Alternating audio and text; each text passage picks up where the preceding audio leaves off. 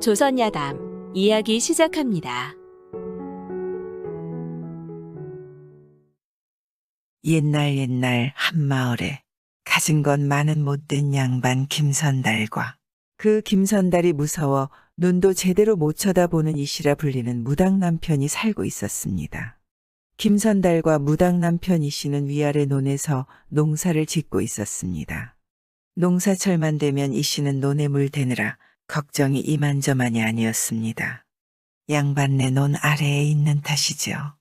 이 양반으로 말할 것 같으면 대문간에 글 하나 써붙이지 못하는 무식쟁이에 거두는 아래 것들 닥달하는데 당해낼 자가 없었지요. 무당 처지가 상놈 중에서도 바닥처지라 그 양반 눈에 안 띄는 게 상책이었습니다. 농사철 날이 가문 어느 날입니다. 김선달 제 논에는 물을 가득가득 실어놓고는 아래 이신의 논에는 물 한 방을 흘려보내지 않았지요.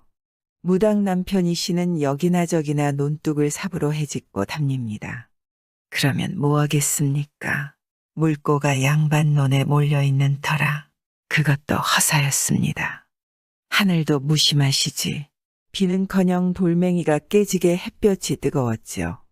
그러기에 무당네 논바닥은 금이 쩍쩍 벌어지는 것 같습니다.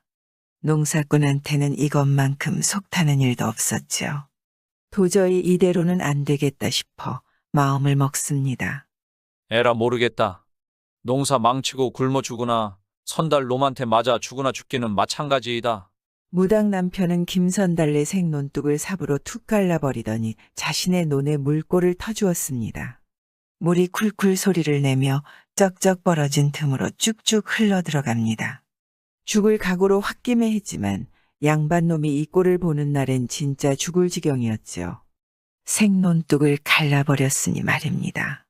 그런데 가만 보니 자신의 논이 워낙 바짝 마른 탓에 앵간히 채우고 논둑을 다져놓으면 감쪽 같다 싶어서 양반이 나타날까 똥 마려운 강아지 마냥 안절부절 망을 봅니다.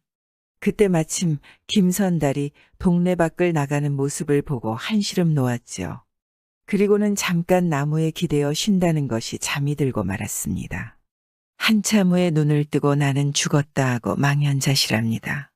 논의 목만 축일 셈이었으나 자신의 논에 물이 치렁치렁 차고 양반네 논에는 올챙이들이 논바닥에 배때기를 하얗게 뒤집고 할딱거리고 있는 게 아니겠습니까?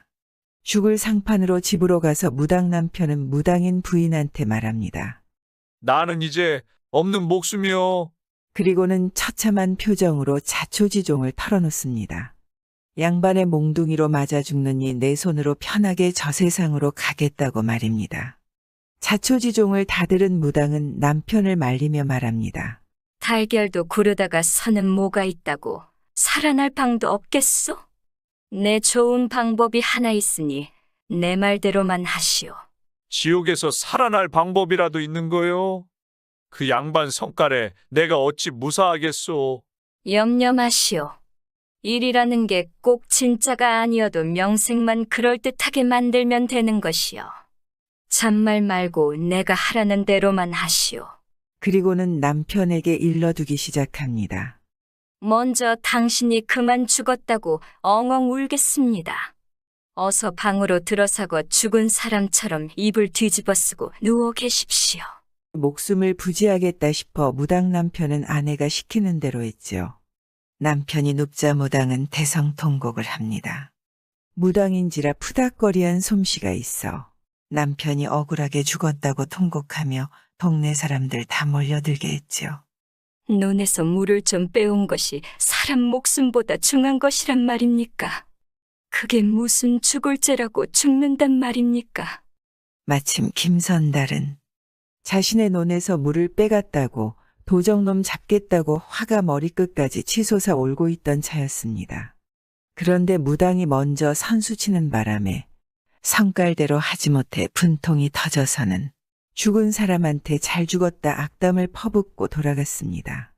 무당은 3일장으로 제대로 장례를 치릅니다. 그리고 상여나가는 날이 되었습니다. 상여꾼들이 관을 내오려는데 관에서 쿵쿵 소리가 울리지 뭡니까? 그러더니 죽은 송장이 발로 관 뚜껑을 차고 나오는 것입니다. 그러면서 하는 말이 한숨 잘 잤다. 하하. 상여꾼들은 귀신을 보았다고 고함을 치며 방에서 뛰쳐나갔습니다. 너무 놀라 달아나다 넘어지고 엎어지고 정신을 못 차립니다. 무당은 말합니다. 정신들 차리시오. 귀신이 아니라 세상에 우리 남편이 살아서 깨어났습니다. 상여꾼들이나 동네 사람들이나 긴가민가 겁먹은 상태로 살아난 무당 남편을 보기만 합니다. 그때 무당 남편 이 씨가 말합니다. 내가 저승에 갔는데 염라대왕님께서 혼쭐을 내는 바람에 일이 돌아왔습니다. 하하. 염라대왕이 부르지도 않았는데 왜 왔느냐며 논에서 물 좀 뺀 것이 저승에 올 만한 일이냐고 되려 호통을 치셨다고 천연덕스럽게 거짓말을 늘어놓습니다. 무당은 옳거니 하며 맞장구를 칩니다. 염라대왕님께서 호통까지 치시더란 말이죠. 그러더니 무당 남편은 잠깐 다녀온 저승에서 양친 부모님에다 3년 전 돌아가신 형님까지 만나고 왔다고 말합니다. 게다가 선달님 부모님과 선다님 마나님까지 다 만나고 왔으니 꼭꼭 뵙고 전할 말까지 있다고 모셔오라고 합니다. 여태 김선달 앞에서 고개 한번 못 들던 사람이 이리 말하니 평소와 다르긴 했죠. 저승에서 자기 식구들을 만나고 왔다는 말에 김선달은 한 걸음에 무당을 따라옵니다. 선달은 기가 차면서도 놀라 묻습니다. 죽었던 놈이 어떻게 살아났단 말이냐? 염라대왕께 왜 왔느냐기에 양반날이 논에서 물 빼온 죄로 제 발로 왔노라고 했습니다. 그랬더니 선달님 것이 아니라 선달님 할아비 논이라 하시며 그깟 일로 왔느냐며 호통치시며 돌려보내주셨다고 자초지종을 말합니다. 그렇지만 이승에 간들 어차피 선달님께 몽둥이로 매맞아 죽을 테니 그냥 받아달라고 했지요. 그랬더니 제게 저승사자를 둘이나 붙여주시며 제게 손끝 하나만 닿아도 선달님을 묶어오시라 명하셨습니다. 그래서 저승사자가 살인문 밖에서 얼씬거리고 있을 것입니다. 저승사자랑 이승으로 오는 길에 선달님에 대해 묻길래 선달님 생김 몰래 20곳까지 알려주었다고도 말해줍니다. 이놈아 어쩌자고 그런 것까지 가르쳐준단 말이냐? 하고 김선달이 섬뜩해하며 고함을 지릅니다. 고지고대로 말하지 않으면 저도 무사하지 못합니다. 안심하십시오. 죄 없으면 생사람을 잡아가지 않을 것입니다. 그러고는 깜빡했다는 듯 다급히 무당 부인한테 말합니다. 저승사자들한테 사자밥 좀 내주라며 먼 길 오느라 고생들이 많았을 것이라고 말입니다. 그때 양반은 자신의 식구들 안부를 묻습니다. 저승에서 우리 식구들도 만나고 왔다더니 모두 잘들 계시더냐? 먼저 간 선달님의 어머님도 만나긴 했지만 형편을 고지고대로 말씀 올리기가 좀 그렇다며 천연덕스럽게 거북살스런 표정을 짓습니다. 왜 그러느냐? 고지고대로 말했다간 선달님께서 제게 크게 화를 내실 것 같아서 그렇습니다. 선달님의 어머님께서는 자신의 아버님하고 부부가 되어 한 집에 살고 계시는데 금실이 좋기로 저승의 소문이 자자하다고 말합니다. 이때 문 밖에서 듣고 있던 동네 사람들은 킬킬거리고 양반은 얼굴이 벌개져 동네 사람들을 내쫓았습니다. 그리고 무당 남편을 노려보며 어찌 양반인 우리 어머니와 상놈인 내놈 아비와 혼일을 하냐며 가당치도 않다고 성을 냈습니다. 그러자 무당 남편은 실물도 보고 온 사람처럼 말했지요. 저승에서는 이승에서의 신분이 거꾸로 돼서 양반이 상놈 되고 상놈이 양반이 돼서 그야말로 혼인이 가당치 않으나 과부서름 과부가 안다고 이승에서 천대받던 일도 생각나고 한 동네 살던 정분도 그렇고 해서 파탈하고 혼인을 하셨다 말해줍니다. 그리고 마나님께서 자신의 아버지한테 그리 극진할 수 없다 했지요. 양반은 이 소리를 듣고 멱살을 잡아 주먹을 들려던 참에 살인문의 저승사자가 생각나서 화를 간신히 참았습니다. 그리고 말을 계속합니다. 선달의 어머님께서는 다른 것은 그대로인데 치마를 입으셔도 뒤집어 입으셨습니다. 치마를 왜 뒤집어 입었단 말이냐? 이승에서 자식을 하나 싸가지 없는 것을 낳은 죄로 그 벌을 받고 계시다고 땅이 꺼지게 한숨을 쉬었습니다. 이승에서 낳은 자식이 대체 누구란 말이냐? 선달님이 외아들 아니십니까요? 말문이 막히자 이야기를 엿들고 있던 동네 사람들한테 화를 냅니다. 거짓말도 처음이 무섭지 술술 거드름까지 피우며 말합니다. 선달님 조용하십시오. 저승사자가 들을까 걱정입니다. 자당님께서 또 전하라 하신 말씀이 있습니다. 저승에서 치마를 뒤집어 입은 죄인은 사람 축에도 못 깁니다. 도무지 사람 행세를 할 수 없어 한숨만 내쉽니다. 제발 그 가짜는 양반 허세 작작하고 심성을 곱게 가지라고 몇 번이나 당부를 하셨습니다. 죽어서 이렇게 당부하는데도 사랑구실 못하면 염라대왕님께 말씀드려 일찌감치 저승으로 데려오는 길밖에 없다고 하셨습니다. 그럼 나를 저승으로 데려간다고? 그럼 나를 죽인다. 이 말이냐? 그 할망구가 미쳤구나. 미쳤어. 뒤이어 선달의 죽은 부인은 무당 남편 형과 부부가 돼서 이승에서 개차반 같은 남편 만나 고생했는데 저승에서 자신의 형이 어찌나 잘 위해주던지 부부가 아니라 종으로 살라도 살겠다더라며 마치 진짜 만나온 사람처럼 말해줍니다. 그리고 밭에 두엄 뿌리는 아버님께서도 양반 헛에 작작하라 했다며 말합니다. 지금이라도 양반 행세를 곱게 하면 저승에서 상놈이 되더라도 구박이 덜하다고 신신당부하며 선달님 친척 양반들에게도 알려 모두 다소곳이 살게 하라고 하셨습니다. 만약 그리하지 않으면 제대로 전하지 않은 저에게도 해코지를 하신다 하셨습니다.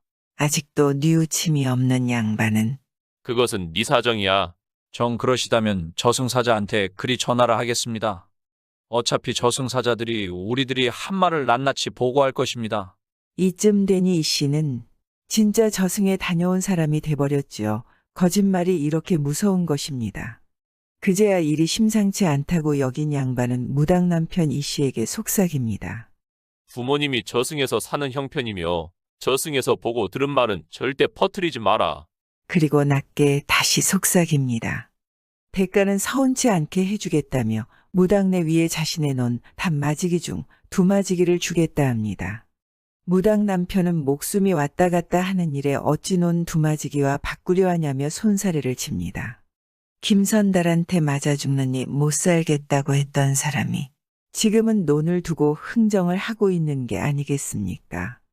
이 양반도 무식쟁이에 성품은 개차반이지만 계산이 밝고 보통은 아닌지라 무당 남편의 속도 환히 보였죠. 논 두마지기가 성에 안 차는 걸 눈치챈 것입니다. 결국 단마지기 논에 덤으로 황금소 한 마리 얹어 계약서 2장을 쓰기로 합니다.